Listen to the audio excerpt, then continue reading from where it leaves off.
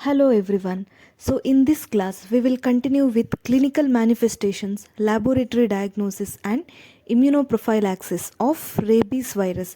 So we have already studied the morphology and pathogenesis of rabies virus in the previous lecture.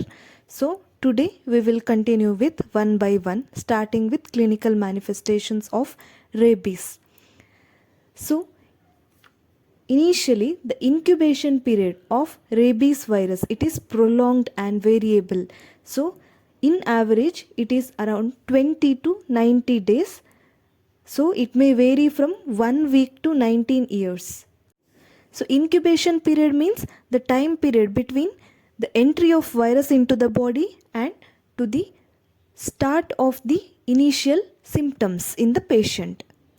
So this incubation period, it is directly related to the distance for the virus to travel from the site of inoculation to the central nervous system.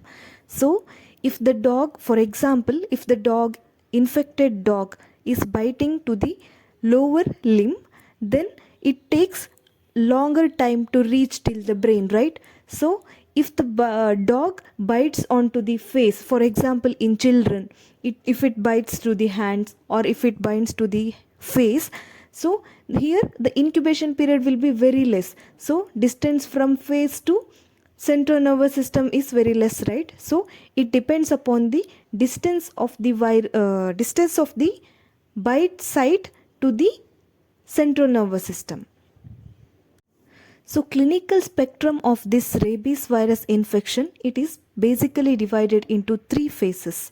So first phase is prodromal phase, next phase is acute neurological phase, and last one is coma and death. So immediately after the incubation at the end of the incubation period, patient will be having this prodromal phase which lasts for 2 to 10 days. So this prodromal phase in the infected person, it is characterized by non-specific symptoms. There will be non-specific symptoms in the patient initially, like there may be fever, weakness, loss of hunger, nausea, vomiting, sore throat. So there may be abnormal sensation at the site where there is a dog bite.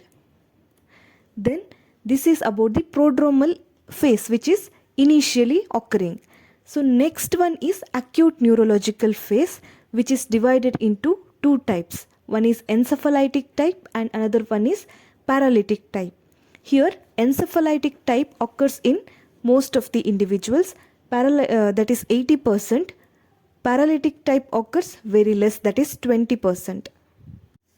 So in encephalitic phase of rabies virus infection, there will be hyperexcitability in the patient. So immediately after prodromal phase, patient develops hyperexcitability. There will be anxiety in the patient will be hyperactive, there will be bizarre behavior, abnormal behavior of the patient will be there may be hallucinations in the patient, etc. After the period of hyperexcitability, then there will be a lucid interval, means after he is being extremely anxious, at some point of time he will become normal, and there will be autonomic dysfunction, that is abnormal dysfunction of the autonomic nervous system will be there. Then patient will also be having fear of water, fear of air, etc. Even he will feel the pain during swallowing of his own saliva. So next type is paralytic type, which is less compared to that of the encephalitic type. So this paralytic type of rabies is seen in partially vaccinated individual or the people who are infected with the bat rabies virus. So the main differences between encephalitic type and paralytic type is that paralytic rabies, here, since the patients or infected individual is partially vaccinated, maybe 1 or 2 doses, here the neutralizing antibodies are not properly developed.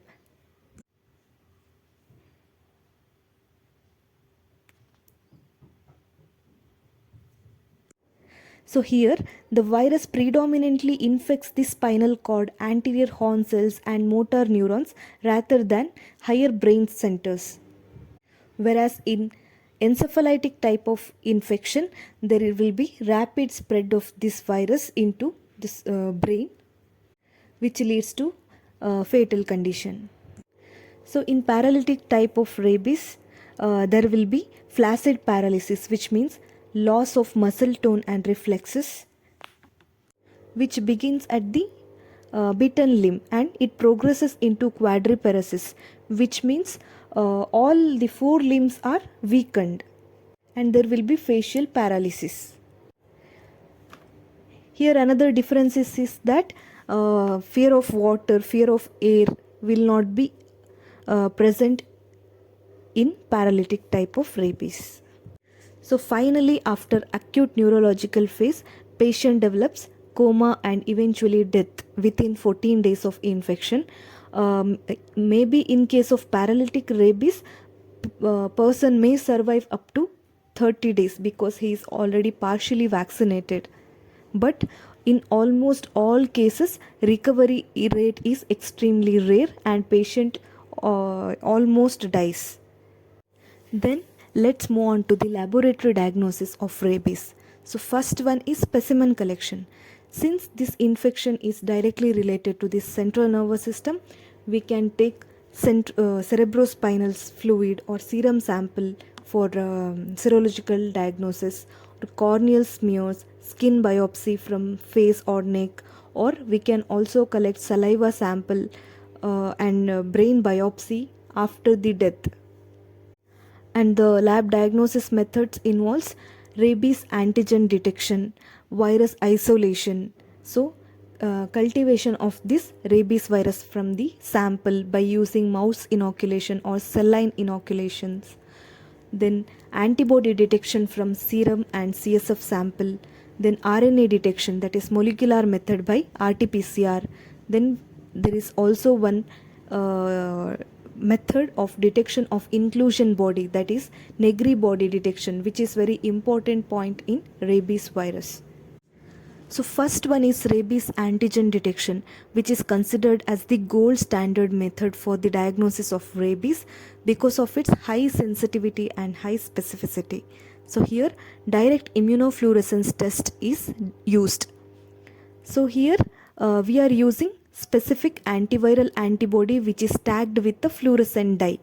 So there will be fluorescence of the antigen which can be observed under fluorescent microscope. Next one is virus isolation or cultivation of the virus, may be using mouse inoculation. Here we have to inject the sample, for example CSF sample of the infected individual intracerebrally to the suckling mice. So then we have to incubate the mouse. Then it results in rapid encephalitis and death in the injected mouse. So after the death of the experimental animal, brain biopsy of the animal are collected. Then we can test it for the presence. Also biopsy sample we can send it for pathological examination, where we can observe the Negri bodies under light microscope, as well as we can also detect the rabies virus antigen. So next one is cell line inoculation. Here mouse neuroblastoma cell line and baby hamster kidney cell lines are mostly preferred cell lines for the isolation of rabies virus. Next one is antibody detection. So we can detect antibody rabies virus antibody against the rabies virus by using CSF or serum sample, but detection of this antibody using CSF sample is more significant than the serum, because serum there may be serum antibody elevation following vaccination also, so which may give false positive result. So the I preferred sample for antibody detection will be CSF. So there are various methods for detection of antibody by using antigens such as glycoprotein, nucleoprotein, etc. So various methods of antibody detection involves mouse neutralization test, rapid fluorescent focus inhibition test, fluorescent antibody virus neutralization test, indirect fluorescence assay, hemagglutination inhibition assay, complement fixation test, immunoperoxidase inhibition assay, etc. So next one is molecular method. So since rabies is a RNA virus, we are detecting the RNA of the rabies virus mainly by using reverse transcription polymerase chain reaction, which is more sensitive and specific method. And next one is important one, that is Negri body detection. So Negri body detection is useful after the death of the infected individual. So we can collect the brain biopsy of the specimen and we can stain it with the histopathological staining, and we can observe the presence of Negri bodies under light microscope. So Negri body, basically it is an intracytoplasmic eosinophilic inclusion body with characteristic basophilic inner granules, which is composed of rabies virus proteins and viral RNA.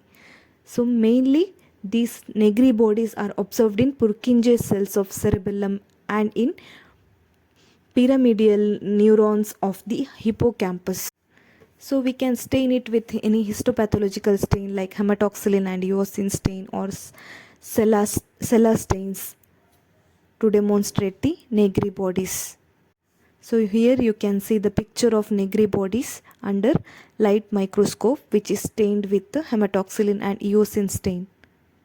So this is absence of Negri bodies in biopsy sample. It doesn't indicate that the result is negative or patient is not infected with the rabies. So thank you for watching. So next, the immunoprophylaxis methods we will continue in the next upcoming video.